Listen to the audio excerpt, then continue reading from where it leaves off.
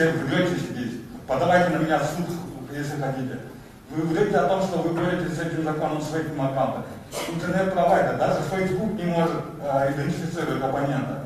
Вы боретесь, в вашем законопроекте написано интернет-сайты. Вы боретесь с теми, которые открыто говорят в открытую. И вы говорите, не пострадает свобода слова. Это ложь, это абсолютная ложь. И вы сейчас всем говорите ложь.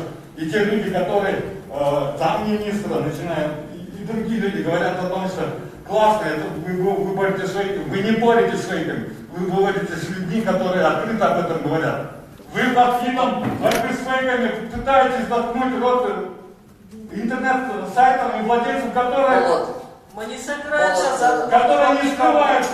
Свободу слова никто не запрещает. Если она правда. Не сможет определить. Провайдеры не смогут определить. Даже Facebook не может. МВД тем более не может определить. А вы говорите, что боретесь с фейковыми адвокатами. Вранье все это. Вы в первую очередь Министерство культуры перед выборами закроет такие сайты, как Фактчек Видео, Клоп Видео, Кактус Видео. Нет.